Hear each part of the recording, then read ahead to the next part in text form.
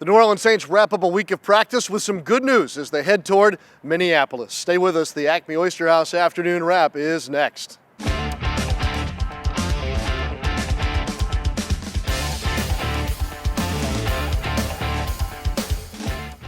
Welcome in, everybody, to another edition of the ACME Oyster House afternoon wrap with John DeShazier. I'm Sean Kelley, and here we are at the Oshner Sports Performance Center as the Saints this Friday have wrapped up practice in preparation for Sunday Night Football against the Minnesota Vikings. Let's go right to the good news first, John. We haven't had this in quite some time, but really, knock on wood, the Saints are mostly healthy heading into their next matchup. Yeah, the only injuries of note are Josh Laribas. They knew he was going to be out. He's on injured reserve now. So, yeah, relatively healthy, as healthy as they've been in a couple of weeks, I would say. Yeah, and a new Saint to watch this weekend. You already know the news about Eli Apple.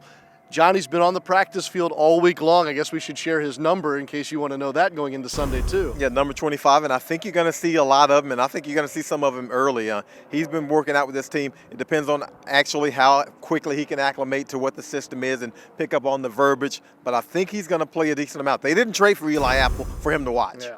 You used the word acclimated. That's a good word to talk about the Saints' schedule this week. All throughout the week with regard to practice, it was pushed back later in the day. John, that's because they're playing so late in the day on Sunday. Yeah, you're trying to get those body clocks a little bit accustomed to what time you're going to be kicking off. It's going to be a 7 p.m. later kickoff Central Time for the Saints, so they hadn't pushed back practice that far, but you want to get a little bit more acclimated to what you're going to be facing on Sunday night. Yeah, Sunday night, of course, the marquee matchup in the NFL, and why not? These two teams are really rolling. Minnesota 4-2-1, and the Saints at 5-1, and both teams feature marquee players, too, that'll shine on Sunday night. First, for Minnesota, it's hard to ignore the season that Adam Thielen has put it together. The Vikings wide receiver has now gone 7+ games with over 100 yards receiving. He's certainly caught the attention of this week's opponent. I think that he's a fantastic player, and once you get a chance to meet him and coach him, we had him in the Pro Bowl. He's smart, he's real savvy, he can run, and I think he's getting down the field with a lot of big plays. So certainly, he's got a handful of more explosive plays at this time than a year ago, but that's a credit to what they're doing. Kirk's getting them. I just watched a handful of 2-minute, of their offense, and he's tough to handle. He's a real good player, and there's a reason we were coaching him in the Pro Bowl. Does he remind you of anybody you've seen? Sure. I mean, you go through the years.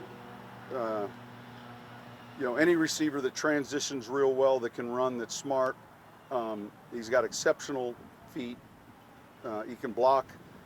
There have been a number of guys, like him, and yet there hadn't been a lot of them that came as a free agent, undrafted. Oh, absolutely. I mean, when you look at what Adam Thielen and Diggs are doing, I mean, they're really setting themselves apart as far as the duos in the league. They're just great at being able to separate at the top end of the coverage. But I think Kirk Cousins is really having a lot of confidence in those guys. He's not afraid to throw it in tough coverages, and they're coming up with a lot of big plays. But I think, we're excited about this challenge. I look at the guys that I have, with Sean, Eli, Ken, Dub, Vaughn. I mean, all of us we're excited for this opportunity. And I do know that Adam has 7 straight games of 100 yards. So he's doing a great job, honestly. But I'm more excited for what we're about to do on our side. It's worth noting that the guy throwing to Thielen this season is the 3rd different Vikings quarterback that the Saints will have seen since week 1 of last season. Kirk Cousins now the guy, John, but that's a quarterback the Saints should be familiar with. Yeah, they saw him last year with Washington. They were able to beat Washington here in overtime last year, but they know a lot about Kirk Cousins, and hopefully he won't play as well against the Saints as he has the previous times he's seen him, because he's lit him up a couple times. Yeah, A.J. Klein's certainly aware of that. The Saints linebacker talked about Cousins as he knew him then and as he is now with Minnesota. Obviously, we played against him in Washington last year, so we've seen him before. But Kirk's just an all-around great player, and obviously we're going to have our hands full as a defense this week. Well, of course, the New Orleans Saints have their own marquee players to tout and show off on Sunday night. Michael Thomas would be the answer to Adam Thielen, of course, and then Alvin Kamara continues to shine. And, John, we've seen him now weaponized in different ways in Sean Payton's offense. Yeah, well, when they brought him in, everyone wondered what kind of a runner he was. And I remember Joel Thomas, the running backs coach, saying he's a guy who's not afraid to stick his face into the briar patch. And we've seen some tough runs from Alvin Kamara. We've seen some of those wow runs from him where he's able to break it long. We've seen a lot of different elements to Alvin Kamara's game, and all of them have been great for the Saints. There's no doubt about that. There's one guy that probably knows him better than anybody. That's his running back mate, Mark Ingram. I think everybody always wants to kind of put this tag on Alvin, and he's a running back. He is a running back that can do things on the perimeter. You know, he can run all the routes. He can catch the ball well, but this guy is a running back first and foremost. And what that entails is physical, tough, fast, good feet, and I think he has all the things that you look for in a runner.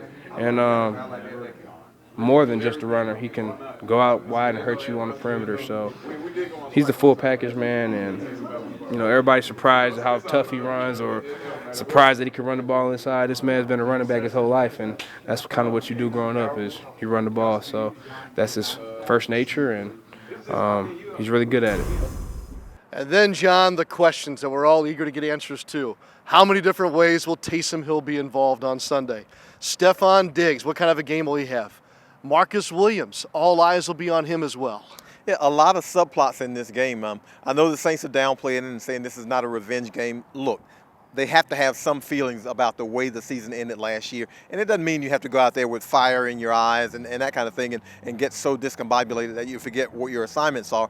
But emotion feeds into this game. This is a very, very emotional game, football in general, and especially when you've got a team that beat you twice last year and the second time eliminated you from the playoffs. It's also that time of the week where we're ready just to see the game itself. John, it's Friday. Do your thing, baby. Hayes in the barn. Let's get it. Let's get it. Sunday Night Football on NBC, Minnesota and New Orleans. John will be there with the football team. Full coverage at NewOrleansSaints.com and, of course, on your Saints mobile app. For JD, I'm Sean Kelley. Have a great weekend, everybody. Hopefully talking about a victory Monday for you next time around.